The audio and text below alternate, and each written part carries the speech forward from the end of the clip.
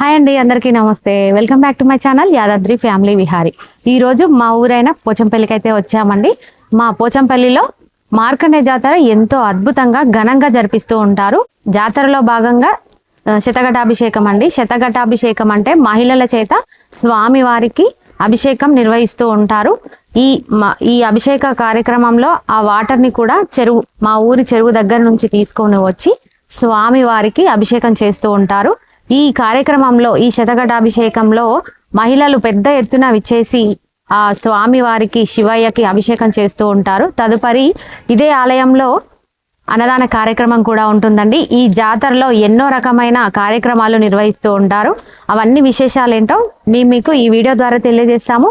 మేము కూడా స్వామివారికి అభిషేకం చేయడానికైతే వెళ్తున్నామండి. మాతో పాటు మీరు కూడా చూడండి. పదండి, స్వామివారికి ఎలా అభిషేకం చేస్తారో మా వీడియో ద్వారా తెలుసుకోండి. మా వీడియోని ఎక్కడ స్కిప్ చేయకుండా చూడండి. లైక్ చేయండి, షేర్ చేయండి, సబ్స్క్రైబ్ చేసుకోండి. యాదాద్రి భువనగిరి జిల్లాలో ఉన్న భూదాన్ పోచంపల్లిలో శ్రీ మార్కండేశ్వర స్వామి దేవస్థానం 49వ వార్షిక బ్రహ్మోత్సవాలు ఎంతో ఘనంగా నిర్వహిస్తూ ఉన్నారు. మార్కండేయ మహర్షి జన్మదినం అనగా ఈ జనవరి నెల 21 నుండి ఈ బ్రహ్మోత్సవాలు ప్రారంభమయ్యాయి. 8 రోజుల పాటు ఈ బ్రహ్మోత్సవాలు అంగరంగ వైభవంగా జరుగుతూ ఉంటాయి. భూదాన్ పోచంపల్లి అంటే మీ అందరికీ తెలుసు కదా, పట్టు చీరలకు నిలయమైన భూదాన్ పోచంపల్లి అండి. ఈ దేవస్థాన బ్రహ్మోత్సవాలకు ఒక్కొక్క రోజు ఒక్కొక్క ప్రత్యేకత ఉంటుందండి.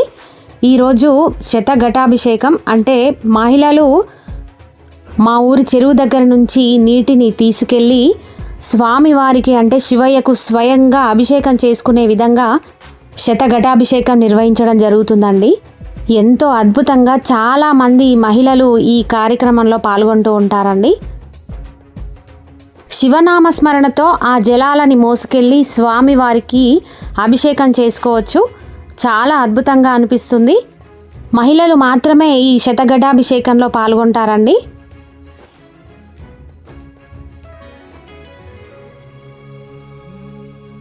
చూడండి, శివపార్వతులని పల్లకిలో మోసుకెళ్తూ ఈ నీటిని తీసుకెళ్ళి స్వామివారికి అభిషేకం చేయడం జరుగుతుందండి. ఇందులో గ్రామ పెద్దలు అలాగే మహిళలు చాలామంది ఈ కార్యక్రమంలో పాల్గొంటూ ఉంటారు. మా ఊరి జాతరలో ఇదొక ప్రత్యేకమైన రోజండి.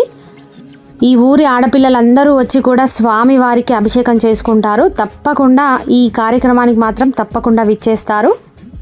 చాలా అద్భుతంగా ఉంటుంది.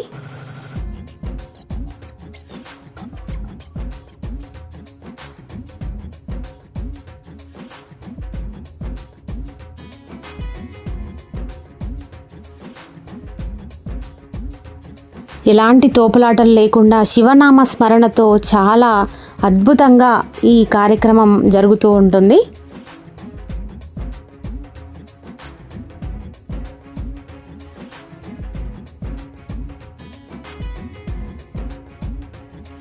ఈ మార్కండేశ్వర స్వామి వారి బ్రహ్మోత్సవాలు మొత్తము కూడా 8 రోజుల పాటు కొనసాగుతుందండి.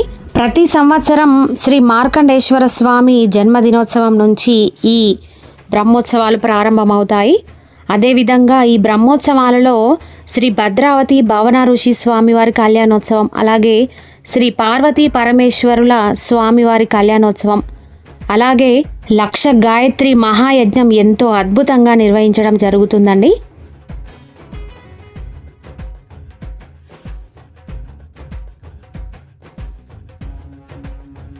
ఈ బ్రహ్మోత్సవాలలో 7వ రోజు సహస్ర ఘటాభిషేకం అంటే శతఘటాభిషేకం అండి. 1000 బిందెలతో స్వామివారికి అభిషేకం నిర్వహించడం జరుగుతుంది. చూడండి, మహిళలు ఎంతమంది పాల్గొన్నారో మనం ఇక్కడ చూడవచ్చు. ఆలయం మొత్తము కూడా నిండిపోయి ఉంది.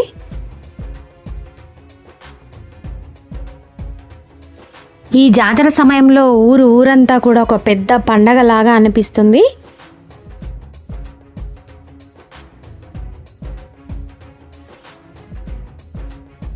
అలాగే ఈ జాతరలో భాగంగా 1,00,000 బిల్వార్చన అలాగే సహస్ర దీపారాధన కూడా జరుగుతుందండి. ఎంతో అద్భుతంగా నిర్వహించడం జరుగుతుంది. చూడండి, ఈ అభిషేకం కూడా ఒక ప్రత్యేకంగా ఉంటుందండి. స్వామివారి గర్భగుడిలోకి నేరుగా వెళ్ళి అభిషేకం చేసుకునే వీలుండదు కాబట్టి ఇక్కడ స్వామివారి శివలింగం పైనుంచి ఒక పైపు లాంటి నిర్మాణాన్ని ఏర్పాటు చేయడం జరుగుతుందండి. ఇక్కడ నీళ్లు పోస్తే ఈ పైపు నుంచి నేరుగా శివలింగం మీద అభిషేకం చేసిన నీళ్లు పడే విధంగా ఇక్కడ నిర్మాణం చేశారండి. చాలా అద్భుతంగా ఉంటుంది చూడండి.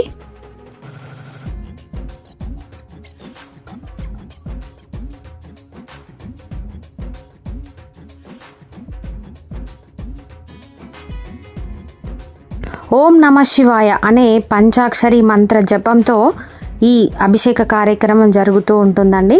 నిత్య భజనలతో ఈ ఆలయం మొత్తము కూడా చాలా అద్భుతంగా అనిపిస్తుంది. అంతేకాకుండా ఈ శివాలయంలో శ్రీ సీతారామచంద్ర స్వామి వారి దివ్య ఆలయం కూడా ఉంటుందండి.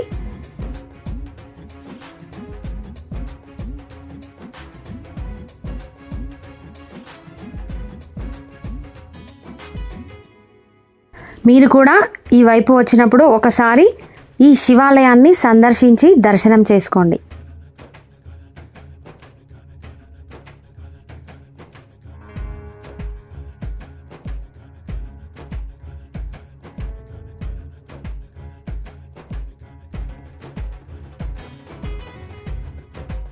అలాగే ఈ జాతర సమయంలో రాత్రిపూట ఎన్నో సాంస్కృతిక కార్యక్రమాలు నిర్వహిస్తూ ఉంటారండి.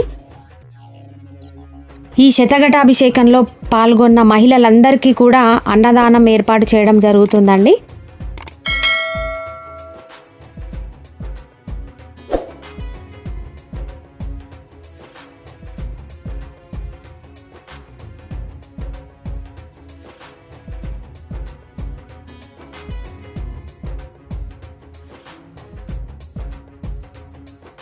ఇక్కడ చూడండి, రాత్రి సమయంలో ఇక్కడ సాంస్కృతిక కార్యక్రమాలు జరుగుతూ ఉంటాయి. అంటే పిల్లల యొక్క డ్యాన్సులు, అలాగే భజనలు, చాలా రకాల సాంస్కృతిక కార్యక్రమాలు ఇక్కడ జరిపిస్తూ ఉంటారండి. చాలామంది భక్తులు చూడడానికి వస్తూ ఉంటారు. చాలా అద్భుతంగా అనిపిస్తుంది నైట్ వ్యూ.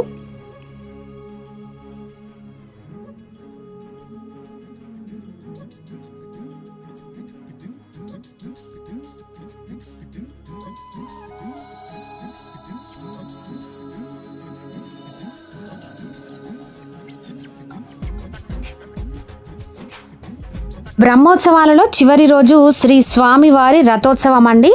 రథాన్ని ఎంతో అందంగా అలంకరించి శివపార్వతులను పూజించి ఆ రథాన్ని ఊరేగిస్తూ ఉంటారండి. ఈ రథాన్ని లాగుతూ భక్తులు పరవశించిపోతారు. చాలా అద్భుతంగా ఉంటుంది ఈ రథోత్సవం.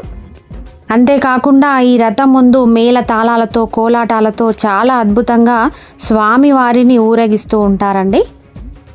మా ఊరి యొక్క జాతర చాలా అద్భుతంగా ఉంది కదా. ఆ శివపార్వతుల యొక్క ఆశీస్సులు మనందరికీ ఉండాలని కోరుకుంటూ మా వీడియో నచ్చితే ఒక్క లైక్ చేయండి, షేర్ చేయండి, సబ్స్క్రైబ్ చేసుకోండి.